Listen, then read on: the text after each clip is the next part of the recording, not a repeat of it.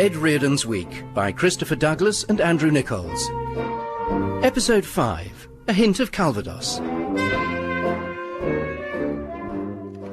Moreover, to dignify the lamentable content of television's recent output as public service broadcasting is a misnomer of the first water. Endless repeats of shop-soiled sitcoms, punctuated by so-called reality programmes, featuring people you wouldn't invite into your living room, even for one of their 15 minutes of fame. And God save us from the list format as evidenced by last night's Farrago, the world's top 100 toothpaste commercials. Yes, din's in a minute, Elgar. Daddy's on a roll. I decline, therefore, your request for a £121 licence fee, pending a significant improvement in standards. Fascinating though it is to know that I can now pay online. Your website asks, how can we make things better? I trust the foregoing satisfies your curiosity. Yours, etc. No, I think I'll just put etc. Yeah. Anyway, that should get them off my back for another month. Press print, I think. Monday. There is much literary satisfaction to be gained from a well-crafted letter to one's creditors. It's meant putting aside the journal for the time being, though it has also provided me with the bulk of a 5,000-word polemic, subject, the dumbing down of modern culture, or midden culture, as I propose to entitle it, ensuring a satisfying scrap between the Spectator and the London Review of Books for the right to publish it. And as for these BBC Two themed evenings, dear God in heaven, they did one the other week about the iconography of the transport caff, with half an hour devoted to the red plastic sauce tomato. Half an hour! I'm sorry, sir. I'll have to ask you to move from that corner. It's a swimming lane, not a talking lane. I do apologise. I was under the impression I was living in a democracy. Yes, but democracies do have rules, so I'll have to ask you to put your pipe out as well. Oh, for heaven's sake! And the people they find to present these things. Dear BBC, I'd be very interested to hear what qualifications a 12-year-old comedian has to comment on the cultural life of the nation, apart from the ability to wear square spectacles and talk with an estuarine wine. It's terribly funny you should send that. Now look, good news and reason for lunch is that BBC Two are having what they call, let me get this right, a themed evening. Yes, that's just what I've been talking about. Oh, good. Well, you've got a head start then. It's going to be Japanese night. Everything Japanese from soup to nuts. Oh, God. Those ghastly, bloodthirsty cartoons again. Oh, and those idiot children dressed like Elvis Presley. Well, no doubt. Oh, and Godzilla. Mustn't leave him out. He'd be terribly miffed. Yes, wouldn't he? I mean, are they really so bereft of imagination that all they can think of doing is banging together clips of clapped-out old shows on the cheap? Yes, but more to the point, Tenko. Tenko? What about it? Well, they want to show your episode, you see. The whole thing, not just what was it? A clapped-out old clip. Escape from the Bamboo Noose. Fancy you remembering what it's called. Well, it is my most recent TV credit. And my first one in colour. Well, they've made an offer, 7,500 on the table. That's pounds, not yen. But as you've so eloquently denounced the whole enterprise, I suppose I should just tell them to bugger off. Well, you could, yes. Or rather than just being rude, I mean, we could use this as an opportunity to try and improve standards from within. You're absolutely right, as usual. That's why I said yes. I believe I'm also going to say yes, Renato, to another bottle of this. Well, all right, but I'm getting the tip, Felix. No arguments? They did one of those programmes about toothpaste the other night. Tremendously good. Did you catch it? I did, yes. It was... Who's this pesky little fellow? It's Plaque! Yes. Yes, I suppose that... Yes. Felix, Geoffrey Associates... Oh, no, I just spilled smoothie on my Sudoku grid. Sorry, yeah. No, Felix is with a client at the moment, but I think their meeting might just be finishing. Now, with hexachlorophene! No, actually, I think it's still going on, so could you call back next week? Thanks. That was Signal. Not Pepsodent, you weren't paying attention. Oh, hello, Ping. Any messages? A load from Bernie Eccleston, all asking if you've read his play yet. Certainly not, and I'm not going to. We've been down that road before with Nigel Mansell's love poetry. Felix, can I borrow Ed for a sec? Oh, by all means. I've got to go and have a... think about... I'll come and wake you up when the car comes to take you home. Oh, excellent. Ha! Hexachlorophene.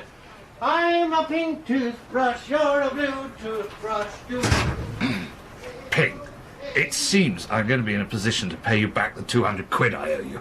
And pay for the car damage and replace the radio I left at the Oval. It's okay, I'm taking it out of the 8 grand. Oh, good. Felix said it was only 7.5. No, that's for the repeat. The 8 is for being the script associate. What on? Japanese night is going to be so cool. Your assignment, should you choose to accept it, Mr. Reardon, is to write some of the links between the clippy bits. For £8,000? More than I'm getting for the script. Imagine, you could have David Baddiel saying your words. He's so fit now he's got those square glasses. Tuesday. I'm not so wet behind the ears to assume that I was the first choice for this link-writing engagement. But Ping, bless her come-on Tim cotton socks, had persuaded the producers that my knowledge of Japanese culture was, like, awesome. So, with the confidence that only £15,000 can bring, I set off from Berkhamsted for a script meeting at BBC Television Centre for all the world, like Godzilla about to see off the smog monster. See, Elgar, I do know whereof I speak. Now, get off those sandals. I've got a first-class train ticket to buy. The socks on, I think. It is the BBC, after all. Look, I've tried pushing the button and this revolving door won't let me out. No, you have to wait, Mr. Milvain. For what? For those other people to come into the BBC reception village. Is this how you lost your arm? No, Falklands. The real thing or the film of it? Film? Should have turned it down, I did. Now, look, you're going to have to walk backwards into the village and then we can start again.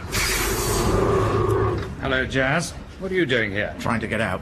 I've got it up to here with this place. Money's terrible and the aggravation's worse. Oh, I don't know. I've won an Oscar, 2 Emmys, a couple of Golden Bears. I've paid me dues, right? Does this have anything to do with sexual harassment? No. I've got a week's window to record an intro to an evening of my movies. Really? A whole evening of them? Including dusk? Jazz Milvain night. Oh, I'll make a point of going out. When is it? It's not. I've been bumped because the program controllers suddenly developed the hots for the Orient. Must have got a new kimono or had a Marks and Spencer's sushi for her lunch. And she decided to do a Japanese night. Yes, I know. I've been brought in to work on it. Doesn't surprise me. Another scuzzy enterprise that panders to the lowest common denominator. I fear for our culture, I really do. Don't get bitter, Jazz. We need your feel-good movies. Well, perhaps not the one where the talking car becomes president. Do you want a smack in the mouth to go that latte? Is this bloke bothering you, sir? No, he's just going. There you are. Easy. I was thinking of voiceover on Maria McCurlin. Sorry I'm late, Paul, everyone. Come in, Ed. I'll just go around the table. This is Matt, and Matt, Dan, and I'm sure you know Matt. Hey. Was that Jazz Milvain you were talking to in reception? Yes, I was having to show him how to direct himself into the street. And I gather you know Dave Wang. Hello, Beardy. Dave, hello. He killed me off twice, this bloke. Once in Tenko, once in Holby City. Yeah, same plot each time, as I remember. Got paid twice. Yeah, so I thought, if writing's as easy as that, I'll have a go at it myself, and here I am. Really?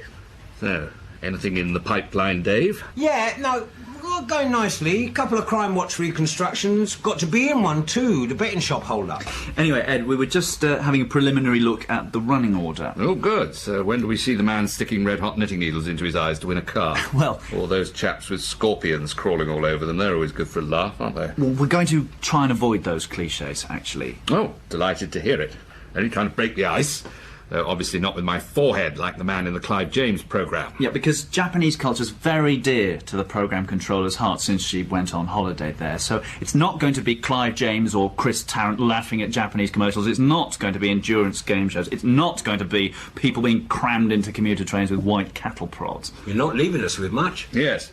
Paul, if I might say it, it's not all those things. what exactly is it? A celebration of the rich diversity of Japanese culture. For example, your Tenko segment might be prefaced with a brief history of Anglo-Japanese relations going back to the alliance of 1902. Right. We don't want to do one of those vacuous-themed evenings like the toothpaste show. Or the history of the transport cat. Oh, well, exactly, yeah. We have here the opportunity, for once, to offer the licence payer proper value for money. Ah, very reassuring. I'm almost moved to pay mine. It appeared that for once I had misjudged the situation, though not as drastically as Dave Wang, who volunteered that if the BBC really wanted value for money, they should hire him to host the Tenko section and keep the esteemed Bert Kwok, who played the camp commandant, out of the loop and off the imperial payroll altogether. Obviously some green room feud that had simmered for nearly 25 years.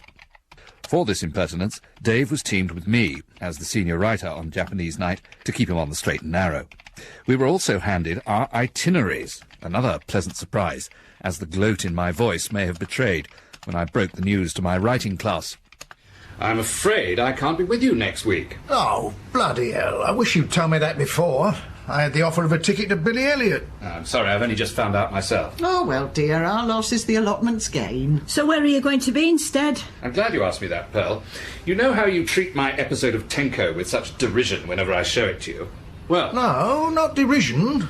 More contempt. That's what familiarity breeds, isn't it? Anyway, my episode of Tenko is going to form the centrepiece of the BBC's forthcoming Japanese night. And I'm also being paid considerably more than I'm getting here to go to a rather nice country house hotel to put together the linking material with some other writers. At the taxpayer's expense? Oh, hugely so, I'm delighted to say. And actually, your assignment while I'm away is to come up with a pitch document for a themed evening. Because this is one of the most popular developments in television over the last 10 years. That's why it pays so well. There are some old stick-in-the-muds who despise postmodernism, but I think you'll find those are the people who are out of work. I don't understand why they don't make some new shows instead for the same money. Well, yes, but cultural snacking, as I call it, is very commercial. If all they keep showing is chopped up bits of old programmes, they won't have anything at all to put on in a few years' time. Yeah, and then you'll all be on the dole. Well, then they'll be able to do a musical about us, won't they? Who knows, you might get a ticket to go and see it. The point is that as a writer, you can't afford to stand still. You've got to go with the zeitgeist. I have my hair cut there. Only £2.50 if you're a pensioner. There's a zeitgeist at Hemel too. You can pay £3 for a cup of coffee if you're desperate to get rid of your money. I go to Deb & Hare. They have that Heat magazine there. Anyway, the BBC car's coming for me at 6 in the morning, and I have 2 Kurosawa films to watch before bedtime, so see you in a couple of weeks. He'll be back. There's bits of driftwood all round the bar. As it says in your brochure, Dave, Tredenis is a way of life, a world unto itself of peace and tranquillity, not to mention great weekend deals. Bloody hell. But we don't have guests at Tredenis, we have only friends. Look at that. The plug in my wash basin wouldn't stay down. I kept pressing that knob thing, then it broke off. Look. Lucky we're all friends here, Dave, or they'd charge you for that. Go on, you can use mine. But you can keep your thieving hands off my driftwood. My personal driftwood to take home and continue the Tredenis way of life. You don't want to take bits of wood home with you? Whose idea was that? Probably the same creative genius who came up with, after God had created Tredenis, he paused, then conceived the ostlery, a short stroll through ancient woodland to the main hotel complex. You know, people get paid for writing that stuff. Careful, Dave. Remember what we've just written about the timeless samurai code of honour. About bloody time. Hi, gentlemen. Welcome to the Ostlery. My name is Trudy. Have you guys slowed down to the Tredenis pace of life yet? Not half. I ordered some tea half an hour ago and toast. We prefer our friends to visit the bakery. Situated just past the creamery, there's a whole range of tempting tummy fillers. Oh, I see you're studying our prospectus, Mr. Wang. I'm Mr. Reardon. Mr. Wang's the one who can't get any toast. Now, I'm quite keen to have a swim, so where exactly is the heated outdoor mill pond? Unfortunately, that facility is temporarily non-functioning. But you can book a llama ride. And hey, I'm so pleased to tell you the good news. We now have a licence to hold civil wedding ceremonies. Right, so you can get married, but you can't have any toast. Or a swim. That's right. Hey, look, I haven't introduced myself. I'm Trudy. I'll be your postillion for the entirety of your stay. And I've got a job for you two. I want you to look at these menus and tell me what you'd like to order for your first Tredenis dinner. Can't we just wait until we get to the, what's it called, Glendower's refectory and then decide? No. Our chef insists on taking infinite pains in preparing your unforgettable meals. No. In other words, the kitchen shuts at 8:30, so the 12-year-old chef can get his bus back to Neath. But unlike Dave Wang, who clearly had a lot to learn about being a writer, I wasn't complaining. Ours is a vagabond existence, and if you've on occasion been forced into the humiliation of sharing your cat's dinner, the aftertaste of the fish-shaped nuggets I remember with a particular shudder, then you are unlikely to complain at whatever Glendower's refectory has to offer. I was determined to enjoy a rare helping of BBC gravy, even if, like everything else on the menu, it did come with a hint of Calvados.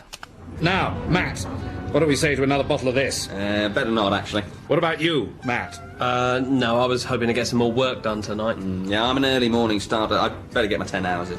How are you guys doing? Did you enjoy your meal? Yes, very nice, thanks. That's not what you were saying earlier. Well, that's great, because I've got just the thing for you. Another bottle? No, I'm sorry, the bar's closed now. It's a taste of Tredenis. Recipes from our kitchen, so you can cook your favourite dishes all over again. How great is that? Look at these pictures.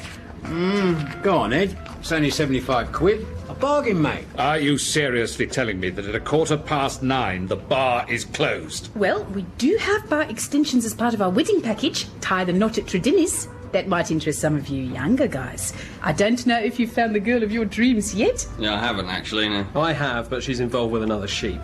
I don't fancy yous much. What about the drink of my dreams? Oh, come on, Ed. We've got another brainstorming session at 8. Well, don't forget your complimentary alarm calls with a choice of 2 melodies to get you in the morning mood. OK. All right. Good night, Ed. Good night, Matt. Yeah. Good night, Matt. Night, everyone. Good night, Matt. Night, Matt. So, just me and the minibar then. All right, Beardy. I'll keep you company. As F. Scott Beardy to you.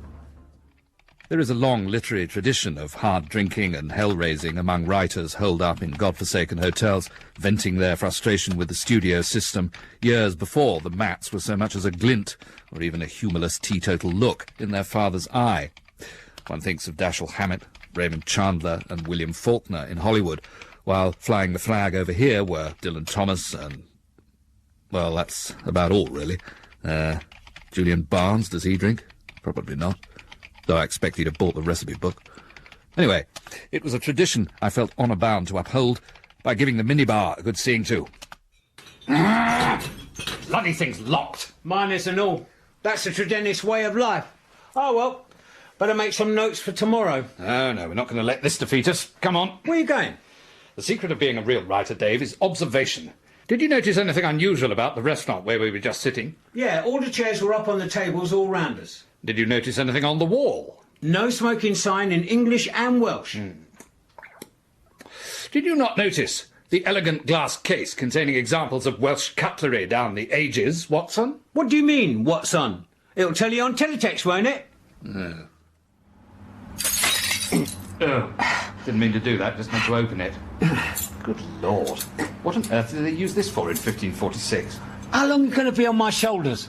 Ah, the syllabub slice should do the trick. What are we going to do about the broken glass? Well, I don't know. Stick it in the lavatory. Which one, damsels or highwaymen? Oh, use your initiative, Dave. You're supposed to be a writer. It's all work, this, grist. No, it's not. It's vandalism. The syllabub slice did its stuff on the lock to both my and Dave's minibars, and we carried on until 4 a.m. drinking miniatures of whiskey, brandy, rum, gin, debonnaire, and some of the complimentary aftershave from one, if not two, bathrooms, my writerly recall being somewhat imprecise on this point, after which Dave's initiation continued along approved Writers' Guild guidelines. First, we swapped the signs in the gym to the hot and cold plunge pools, then let the Tredenis llama out of its pen, before retiring to our bedchambers as bosom buddies with a foolproof plan to become as rich as Tim Rice and Andrew Lloyd Webber by writing Tenko the Musical. Oh, what's up, Matt? Oh, this pool's horrible, Matt. It's all warm. This one's great. It's freezing. Right, listen up, people. It's okay. You can carry on working out, guys. Can Dave and I continue to lie on these mats? Yes, you've earned it, because I've read all the material that you've come up with, and it's great. Just us, or them as well? Everybody. Matt, your stuff about Hargersite, smashing. Tea ceremony, ancient samurai, ticks all the boxes. But I've just heard from the fascists at TV Centre. I mean, could they be any more stupid? What are you saying, Paul? Well, they seem worried that BBC Two ratings have been dropping alarmingly on Saturday night, so it's been suggested that we shift our emphasis ever so slightly to make the evening a gnats more viewer-friendly. When you say gnats, do you in fact mean scorpions? The sort that Japanese people fill their underpants with while being hung up by fishhooks. OK, what this is absolutely not is dumbing down. No, of course not, heaven forfend. It's sexing up, isn't it? Look, I don't know about you guys, but I'm keen for as many people as possible to watch this show. It's all about numbers these days. Yeah, sure. Cool. Just tell us what you want, Paul. Yeah, no problem. But look, I don't want to make you do anything that you don't want to do. Hey, I put shallowness down as my greatest strength on the job application. I'm not about to go back on that. Me neither. Well, thank you all very much. So, let's start refocusing after breakfast. Question, Paul. The BBC is funded by the licence payers. So why do you have to worry about viewing figures? Not funded by you, though, from what you were saying. And perhaps you'd be kind enough to point out to me where exactly it says on the BBC Charter that nation shall speak sheer acidinity unto nation. Yeah, it's all right, Paul. We get the message. Well, I'm afraid I don't. Ed, can I have a word, please? Look, I'm a writer. It's my job to say the unsayable. Of course it is, Ed. I have no problem with that. But it isn't your job to vandalise hotel property. Oh, really? The llama got run over. Well, I'm very sorry, but it shouldn't have been here in the first place. It should have been in Peru. Anyway, it'll no doubt appear on the menu in a couple of nights. Mind you, it'll need more than a hint of Calvados, the whole bottle, I should think. And there was the cutlery display cabinet. Look at this syllabub slice. Bent out of all recognition. Well, say it's a Druid grapefruit knife. Who's going to know? Look, this comes out of my wages, you know. I only get £3.50 an hour. You don't know what these people are like. They won't even let me charge my phone up. And why do you think the restaurant shuts at 8:30? Because the chef has to do a shift at Pizza Hut to earn a living wage. Ah, well, if you or he were to go to the nearest police station and volunteer for an identity parade, you get £10. I have to sell 5 recipe books and get 2 couples married every month or I'm going to get fired. Then they'll deport me and I won't see my children again. Well, I'm sorry. Look, I'll pay for the damage. And the llama. I imagine you can get them on eBay fairly easily. And as for the minibar... And then there's the matter of the plug in the wash base. Ah, but that was... No, all right, I'll pay for the lot. My fee should cover it. Sorry, what fee was that, Ed? Friday. Along with treason and setting fire to Her Majesty's dockyards, it seems that non-payment of a TV licence can place you, if not in the Tower, then off the BBC payroll. Creativity, like everything else in this benighted country, is firmly in the hands of the bean counters. And there's no place in our society, it seems, for the maverick free spirit. And I said as much to the man standing next to me in this morning's police identity parade, who may or may not have held up a sub-post office with a banana in his pocket. And if you are contemplating hell-raising as an adjunct to your broadcasting career, make sure you've invested in a TV licence. I get mine free. And the single occupancy council tax, fuel allowance, all mounts up. You could have a night out smashing a hotel up and still have change. I don't feel right about getting all that money. It makes me feel like a scrounger. When am I entitled to all this? Oh, look at the wheels going round. So, are they going to show your episode of Tenko on Japanese night then? Apparently, though in what form, who knows? Chopped up into clips and introduced by Jonathan Ross in a kimono. Well, that'd be good, because he can't say his R's like they can't. No, you can't have him. He's top of my wish list to present Cheese Night. What? We've been working on the assignment you gave us. Themed evenings on the telly. I came up with It's All Right Night. Not all right on the night, because they've No, already no. Home videos where nothing goes wrong, which would make a refreshing change, I think. Oh, look, he's caught the ball. Good dog. My idea's called Sellotape. It just came to me.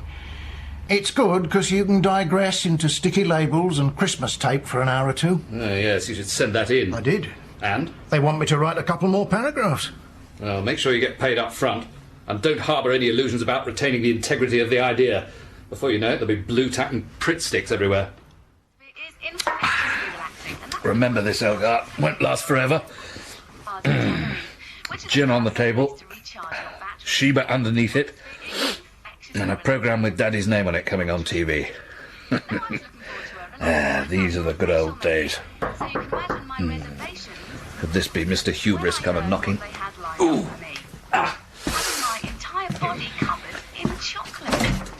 Hello, Beardy. Dave, how did you know where I live? We shared that BBC car to Wales, remember? Yes. Only we were early and we saw you come out of here, walk down the road and stand in front of a better house. We had a laugh about it, me and the driver. I brought us some fish and chips so we can eat while we're watching the show. Oh, come in. Very good of you. Ooh, wine too. Yeah, still feel a bit bad about you taking the rap for the bathroom plug and the armour and that. After all, it was me that gave it the Dubonnet and kicked it out the gate. Water under the bridge. Slaughter under the bridge, as it turned out. See, we worked well together, you and me. Thought we could have a bit of a think about that Tenko musical idea. I thought that was just the Tredenis aftershave talking. Hello, Puss. Don't have to share your dinner tonight. Got him a nice bit of haddock. Oh, come on, it's starting. Now a change to our advertised programme. In place of Japanese Night with Simon Sharma and Abby Titmuss, BBC Two is proud to present a tribute to one of Britain's most successful filmmakers, Jazz Milvain. What the bloody hell's going on? I'm afraid I've been here before, Dave. Welcome to Jazz Milvain Night. I'd like you to join me in an old-fashioned Saturday night out of the pictures. You're in the 1 and 9s, so get your popcorn and your Kia-Ora from the lady with the tray at the front, and prepare to feel good. They can't do this. That'll be him now. Jazz, do you mind holding while I feel good into this bucket? Just wondered if you were watching the television. Yes, I was just wondering how you did it. I made rather a good movie a couple of years ago about the dangers of global warming. Fried Alive? Oh, you saw it? Yes, in the 5 for $2.99 bin at Blockbuster. Very good technical advisor we had on that. Meteorologist, does horoscopes too. Still a good mate. One phone call from him to the BBC saying there was a tsunami risk off the coast of Japan and they had kittens. That's plumbing the depths of irresponsibility even for you. Well, you can't be too careful where acts of God are concerned. Oh, here's my favourite bit from Herbie Goes to Washington coming up. Right. Better warn the local population there's a television about to be thrown out of the window. Yeah, don't get bitter. But I am a Volkswagen. Don't I have to be manufactured in America to become President of the United States? Oi, I was quite enjoying that. Come on, there's work to be done. Now, you think we start with a chorus of Tenko Guards? Yep, we're thinking alike. I've had a bit of a go. We are the boys who stick the bamboo up ya. Oh, that's terrible. Can't start like that. You come up with something then. Well, all right. We're all in Tenko, sleeping in Tetsell. When can we go home, oh? They weren't in tents, though, were they? So that's your second line, knackered. You want to see if Herbie's driven up the steps on Capitol Hill yet? Yeah, all right. And Utah nominates as the next President of the United States, Herbie!